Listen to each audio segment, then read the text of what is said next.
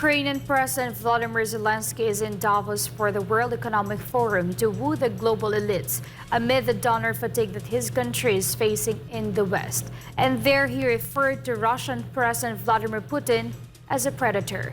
Carlo de la Peña has details. Ukrainian President Volodymyr Zelenskyy referred to his Russian counterpart Vladimir Putin as a predator who is not satisfied with a frozen product in Ukraine during a speech at the World Economic Forum in Davos. And I remind you that after 2014, there were attempts to freeze the war in Donbas. There were very influential guarantors of those process than Chancellor of Germany and the presidents of France. But Putin is a predator who is not satisfied with the frozen products. He also called on the West to apply economic sanctions against Russia's nuclear energy, saying that not having done so yet is a clear weakness. Russia launched its so-called special military operations in Ukraine in late February 2022 after recognizing the independence of two Ukrainian breakaway regions, the Donetsk and Lugansk People's Republics. Russia claimed that Ukraine had failed to guarantee their special status under the 2014 Minsk agreements. Moscow also urged Kiev to declare itself officially neutral and that it would never join the North Atlantic Treaty Organization or NATO. However, Ukraine condemned this and denounced the Russian action as an invasion. To recall, Zelenskyy imposed martial law across Ukraine and announced a general mobilization, while the European Union and the United States supported Ukraine and imposed several rounds of sanctions against Russia.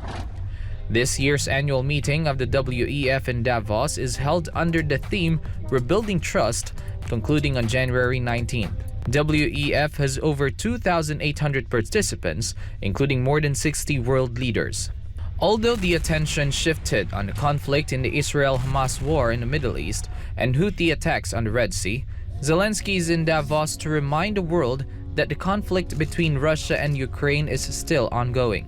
The Ukrainian president is currently facing the so-called donor fatigue in the West, especially now that former U.S. President Donald Trump, who recently said he wanted to end the conflict between Russia and Ukraine and that he has friendly relations with Putin, might return to the White House in 2025.